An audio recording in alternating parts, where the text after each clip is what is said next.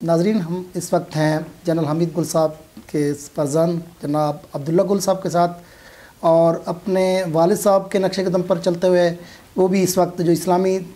تحریکیں ہیں ان کو لیڈ کر رہے ہیں۔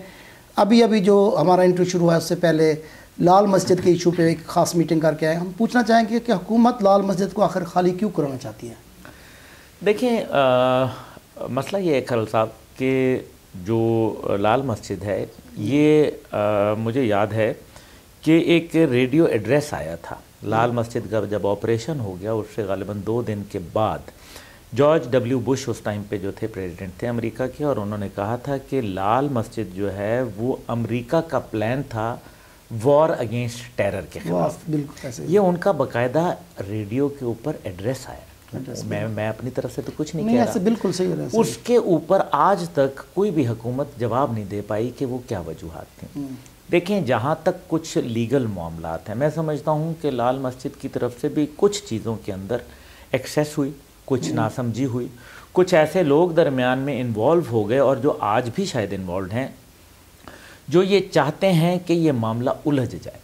تاکہ پاکستان کے جو دشمن ہیں وہ پاکستان کو اندرونی طور پر کمزور کر سکیں، اور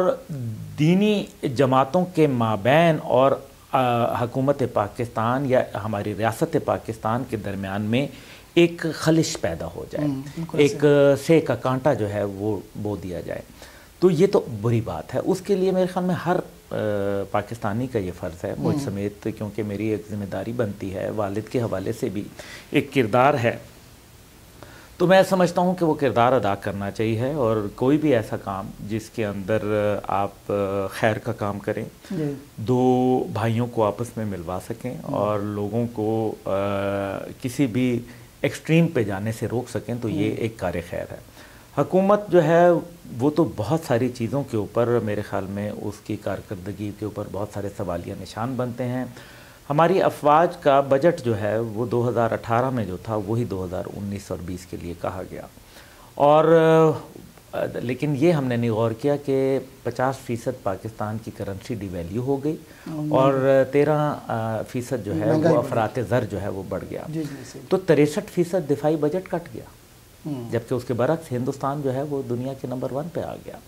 تو یہ بھی ایک سوالیہ نشان اٹھتا ہے۔ یہ بھی سوالیہ نشان اٹھتا ہے کہ کشمیر کی جو میں نے تمام پالیسی کا آپ کو بتایا کہ بہت کمزور پالیسی ہے۔ پھر اسی طریقے سے پاکستان کو کیا FATF یا کسی بھی اور ایسی چیز سے ڈرا دھمکا کے دینی جماعتوں کے لوگوں کو پابند سلاسل کر کے دیگر ایسے جو بڑے بڑے نام ہیں جن کے اوپر آج کل پابندیاں لگائی گئی ہیں، تو یہ تو وہ لوگ تھے جو پاکستان کے ساتھ کھڑے تھے۔ تو حکومت یہ بتائے، اسی طرح سے اسرائیلی کی جہاز کا جو ہے وہ پاکستان میں آنا، اور ایک بڑا خفیہ یہ معاملہ اٹھا، نومبر 2018 کی بات ہے یہ تقریباً، تو اس کے اوپر جو ہے وہ کوئی مثبت جواب نہیں آ سکا ابھی تک، کیونکہ منسٹری آف انٹیریئر کی ویب سائٹ کے اوپر باقاعدہ موجود ہے اس بات کا کہ اسرائیلی لوگ آئے ہیں، تو وہ کیسے آ گئے، جبکہ ہمارا پاسپورٹ تو یہ کہتا ہے کہ اسرائیل کے لیے جو ہے وہ نہیں ممکن ہے، تو پھر یہ کیسے آئے؟ تو بہت سارے سوالات ہیں جو میرے خیال میں اچھی بات ہے، لیکن جو خاص طور پہ فلسطین کا معاملہ ہے وہ تو قائد کی پالیسی تھی۔ قائد کی نے تو کشمیر کو بھی شاہراہ قرار دیا، اور قائد کی ہی پالیسی کے اوپر عمل کرتے ہوئے اور ان کے احکامات کو بجا لاتے ہوئے جو ہمارے پشتون قوم تھی وہ آزاد کشمیر کو اس نے آزاد کروایا۔ تو کشمیر جو آزاد ہوا وہ کیا جنگ سے آزاد ہوا یا مذاکرات سے آزاد ہوا؟ تو یہ بھی فیصلہ ہے۔ تو بہت ساری چیزیں جس میں لال مسجد بھی شامل ہے میرے خیال میں، وہ اس وجہ سے کہ لال مسجد اسلام آباد میں ہے، اور اسلام آباد کے اندر کوئی ایک ایسا اگزامپل سیٹ کر کے پوری دنیا کو سامنے یہ بتایا جائے کہ ہم نے کیسے مذہبی قوتوں کو جو ہے وہ ان کو نکیل ڈالی ہے، یہ اپنی جگہ۔ لیکن میں سمجھتا ہوں کہ لال مسجد کے بھی لوگوں کو بہت ساری چیزوں کے اندر دوبارہ سوچنا چاہیے، ان کو سمجھنا چاہیے کہ کچھ ایسے عناصر ہیں جو ان کے دوست نظر آتے ہیں لیکن ہیں نہیں، وہ اندر سے چاہتے ہیں کہ ریاست اور علماء حق کا جو ہے وہ آپس میں ٹکراؤ پیدا ہو،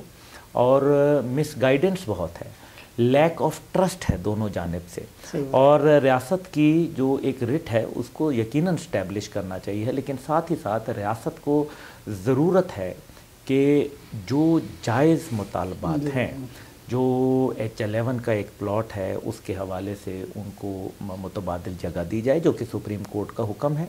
ساتھ ہی ساتھ ان کو جو کمپنسیشن ہے جو انہوں نے عمارت وہاں تعمیر کر لی ہے اس کے اوپر بھی، اور ان کو قومی دھارے میں لایا جائے، بجائے اس کے کو ان سے دوریاں کی جائیں۔ یہ ہمارے اپنے لوگ ہیں اور اپنے لوگوں سے کوتاہیاں بھی ہو جاتی ہیں، اچھائیاں بھی ہوتی ہیں،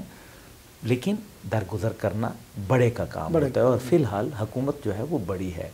تو میں سمجھتا ہوں، تو میری کوشش یہی تھی کہ جو حکومتی موقف ہے